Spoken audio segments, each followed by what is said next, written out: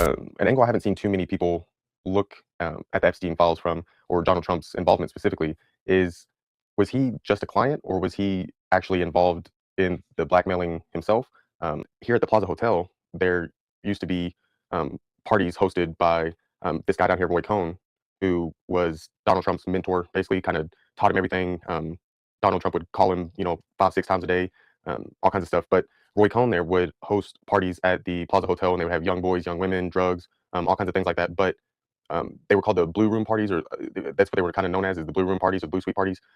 But there had been cameras, hidden cameras put in there by, kind of Meyer Lansky's orders to get blackmail on different people, and specifically J. Edgar Hoover. So getting blackmail over the FBI director kind of allowed them, the mafia, to have a little bit of free reign in their different crimes. But Roy Cohn was also heavily involved with kind of putting on the parties and hosting the parties at different places. He would also like host them at his own house, whatever. I'm pretty sure, but there was a lot of involvement with blackmail, and he was also like got some of the blackmail that had been obtained of J. Edgar Hoover, and he was known to do it to other like business, I guess you'd say, associates and different things like that. And Roy Cohn was also a lawyer for some mobsters like Tony Salerno and I think Paul Castellano.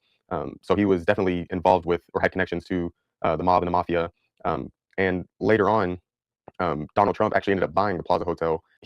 Donald Trump had bought the Plaza Hotel, and he was kind of known to put on similar parties like Roy Cohn had with young um, people and drugs and different things like that. And Trump is famously known, or it's well known that he doesn't do drugs, doesn't drink, but clearly he's I guess you'd say a sexual deviant or something. That could be, I guess that's his addiction. But maybe that's part of the reason he doesn't or hasn't partaken in drugs and alcohol and stuff. He said it was because his brother died from an overdose or whatever, but maybe it's because he knows what happens at parties when you want to start getting all lit up, and then people start getting recordings of you. So then another connection down here that kind of is suspicious or makes me think that Donald Trump may have been involved with blackmail himself was he had actually bought a yacht, not directly from Adnan Khashoggi, but Adnan Khashoggi, who was a huge arms dealer, probably the world's biggest arms dealer from Saudi Arabia. His family, his dad, I think, was a physician for the king or prince of Saudi Arabia. I guess it would be the king of Saudi Arabia. And he was one of the top names associated with Jeffrey Epstein. But Donald Trump had actually bought the yacht from the Sultan of Hassan al-Bolkiah of Brunei, Sultan Hassan al-Bolkiah of Brunei, however the hell you pronounce that. And here's the yacht itself. It was called the Nabila, and Trump renamed it the Trump Princess. But here's a clip of him actually talking about it on David Letterman's show. Publicity about your acquisition of the boat this summer. The Princess, is that I what I bought a boat from Adnan Khashoggi, which was formerly called the Nabila. Nabila. It's a yacht. And Adnan Khashoggi, excuse me for a second, is the world's largest arms trader? I hate to admit it. Actually, it was from the Sultan of Brunei because he was security for loan and a whole complicated thing. But Now, what are those guys like? oh, they're real sweethearts. I have to think. They're real sweethearts. Are they mean, tough, foreboding guys? Well, I'd say by nature they're not the nicest guys in the world. He spent probably $200 million on building this yacht, which was called the Nabila, as I said, and probably the greatest yacht ever built. And I purchased it for a business. I have a real problem using it personally, because a mental problem using it personally. I feel guilty about it, if you want to know the truth. But I purchased it, and I use it for my hotels and for condo people that want to use it and this and that. And it's really been a great kind of an investment. It's been fun. I use it for charities. I use it for a lot of different charities. And There he talks about having a mental problem using it, probably because he knows where it came from and what's involved with it. But this yacht. Whitney Webb's talked about it, and other journalists who have covered the Jeffrey Epstein case and Adnan Khashoggi and all that. Adnan Khashoggi was also known to use blackmail, specifically like on the yacht. For instance, he would throw these parties with drugs and have all these women around, and I'm sure there was underage ones. And even if there wasn't, getting videos of prominent people doing drugs or having affairs or whatever it may be, can be enough to kind of get some leverage on someone, some control. Over here, the next little subtopic, I guess, would be something that made it seemed like Donald Trump may have been more involved, other than just, being a client of Jeffrey Epstein's. There was plenty of times where they were seen socially. Although, from what I've read on different reports and stuff like that, it seems like Donald Trump was mostly associated with Epstein and Maxwell, primarily because of Ghislaine Maxwell. Donald Trump, had been seen photographed with Robert Maxwell, who's Ghislaine's dad, on his yacht. I think it was the Princess Ghislaine, or Lady Ghislaine, something like that. But so Donald Trump had already kind of had associations with Ghislaine beforehand, and that's likely how he became connected with Jeffrey Epstein. And then there's rumors that Melania here was kind of set up with Donald Trump from Jeffrey Epstein, because he had connections to all these different modeling agencies, foreign modeling agencies in Eastern Europe, and all throughout the world. But and then over here I put Mar-a-Lago, which is in Palm Beach, Florida, where Jeffrey Epstein first got arrested, where he got the sweetheart deal and everything like that in Palm Beach, Florida. And him and Trump were neighbors. But besides Jeffrey Epstein going to Mar-a-Lago, there was Virginia Giuffre here who just died within the past year or two. Her death was pretty suspicious if you look into it, but she was one of the main um, not whistleblowers, like victims that came out and were outspoken about Jeffrey Epstein and all the different abuses he had done, and to her and to all these other girls. And she was one of the biggest voices. And she, like I said, died under some really suspicious circumstances. But she had actually worked at Mar-a-Lago, which most people know by now. And here she is seen with Prince Andrew, former Prince Andrew. Now things like Windsor, Badminton, I don't know, badminton, something stupid. But so there was some social connections besides. It wasn't just business arrangements. It would seem. Or if there was, it was known that Jeffrey Epstein would kind of try to recruit girls from Mar-a-Lago, and supposedly that's why Donald Trump kicked him out. And here you can kind of see, leading into the next one, where I have informant. There was, or there is, rumors supposedly that what's that? That Donald Trump was actually an informant who was working, or, who had tipped off the FBI that they should look into Jeffrey Epstein and all this type of stuff. But again, and here you can see Donald Trump, and that's Robert Maxwell. Media mogul Robert Maxwell, cable news executive Steve Ross, and CBS reporter Mike Wallace in the White House of the Lady Ghislaine during the 1989 party. And here's Donald Trump and Jeffrey Epstein again seen at a party. That's from like a pretty well-known video, one of the main videos of them together. So do you think Trump and Epstein were beauty pageant predator partners in crime? Yeah, 100%. Oh, yeah. I think so for sure. Yeah, I think so. I mean, there's some stuff that's in the Epstein files that have come out that seem credible. And Trump has zero scruples. So yeah, I wouldn't put it past him. But there's also those stories going around that he's the one who reported him to the Palm Beach Police Department and all that stuff. I don't know about that, but Donald Trump is definitely seems like he's compromised. They have blackmail on him. So if they don't have it on him, he's completely done a 180 on everything he said for the last 20 years about the Middle East wars and how they're the biggest disasters we've ever done, and we should have never gotten that war. So there, Jimmy kind of touched on all three different aspects: client, informant, or blackmailer. Those aren't necessarily mutually exclusive. Donald Trump could have been a client, a blackmailer, and an informant at different times, different aspects, all at the same time. Who knows? As people are starting to learn, the world's a lot more complicated than they've thought it has been.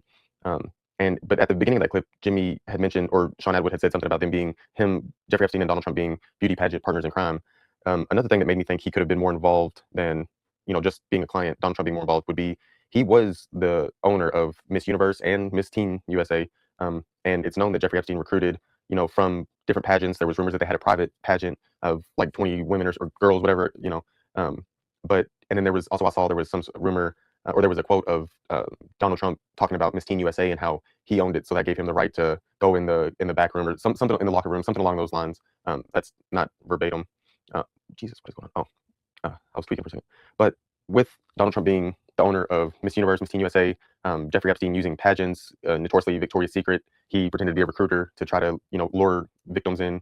And something else I thought was pretty peculiar that I heard in this other video that I'm going to show here in a second, about Ivanka Trump, Donald Trump's daughter, who he's said some weird stuff about before. She started modeling for the Elite Model Management when she was 15 years old, and that was her I guess you would say agent or representative was this guy named John Casablancas. And it says down here, Casablancas was friends with Donald Trump, and Elite Model Management represented his daughter Ivanka when she became a fashion model at age 15. Now, if you go up a little bit, now this is Wikipedia, so it's not like the best source, but it's a good starter point. This part is it's where it gets kind of weird. According to British newspaper The Guardian, Casablancas was frank about his personal preference for girls of only just legal age, child women. His relationships were far beyond complicated, though he denied the rumors that he had charmed entire portfolios of elite employees into bed. At the age of 42, Casablancas began dating 14-year-old Stephanie Seymour while he was married to model Jeanette Christensen. In 1993, the 50-year-old Casablancas married his third wife, 17-year-old Aline Mendonca de Carvalho Wermelinger. Damn, it's a long-ass name. Winner of Elite Model of 1992 in Brazil, who he had met as a schoolgirl. Wermelinger was close in age to Casablancas' children, who were 22 and 14 at the time. The couple had 3 children. So he liked child women, was friends with Donald Trump, and represented Donald Trump's 15-year-old daughter when she began her modeling career. So then here it mentions Epstein, ties to Epstein. During the 90s, he allegedly sent a teenage model, to Epstein's private residence.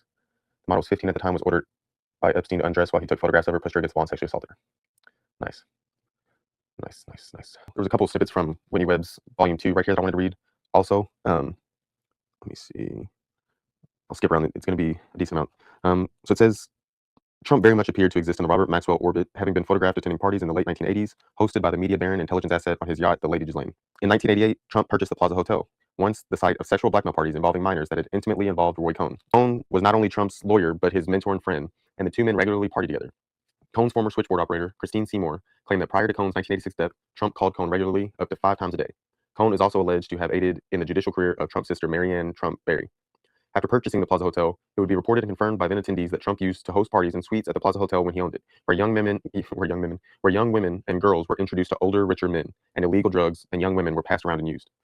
Andy Lucchese, a male model who had helped organize some of these Plaza Hotel parties for Trump, said the following when asked about the age of the women present. "A lot of girls, 14, look 24. That's as juicy as I can get. I never asked how old they were, I just partook. I did partake in activities that would be controversial too." Some authors, such as Michael Wolff, have alleged that during the late 1980s and early 1990s, Trump and Epstein, along with Tom Barrack, were a set of nightlife musketeers who frequently partied together. Then this is the last part. In 1990, Epstein bought a home in Palm Beach, making him Trump's neighbor. This suggests that at the very least, the two men became even better acquainted after that purchase. That book became public. Well, it was originally published and made actually public by the investigative journalist Nick Bryant, who's also known for investigating the Franklin scandal, which is sort of a Reagan-Bush era pedophile scandal involving government officials. And he published that at Gawker, I believe, in 2015, but he came into possession of it sometime, I think, around 2012 or so, he said. But prior to that, the FBI obtained it from Jeffrey Epstein's former butler, Alfredo Rodriguez, who died the same year it was published in 2015. But earlier, he had tried to basically sell the Black Book, initially to one of the victims' lawyers, Brad Edwards, who works with Stanley Pottinger at, I forget the name of their law firm, but they're two of the main Epstein lawyers. And so instead of buying the book, I mean, obviously, it's fair that he wouldn't pay an enormous the large sum that Rodriguez was asking for it. But Edwards instead tipped off the FBI and basically sexed the FBI on this guy. And the FBI set up a sting operation to buy the book from him, and Rodriguez went to prison, which later Epstein, when he was asked about it, said about the Black Book, he was like, it never should have been published. It was terrible that it was published, but now my butler, or, my former butler is in prison for, the crime of publishing it. Of course, I'm paraphrasing. That's not a direct quote, but that was essentially what he was saying. So he agreed with, Rodriguez being put away. And it's important to point out that Epstein was an FBI informant during this period. So, there may have been some duplicity there, but again, I don't know. But what's important here is that Rodriguez, when he tried to shop this book around, he circled names that he said were co-conspirators and material witnesses to Epstein's sex trafficking crimes.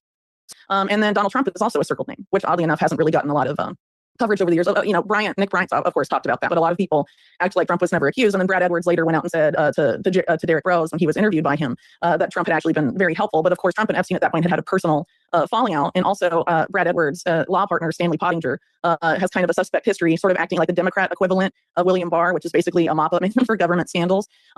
Over the course of his lengthy career as a lawyer working on behalf of the government in the Department of Justice. So there's a lot of question marks there.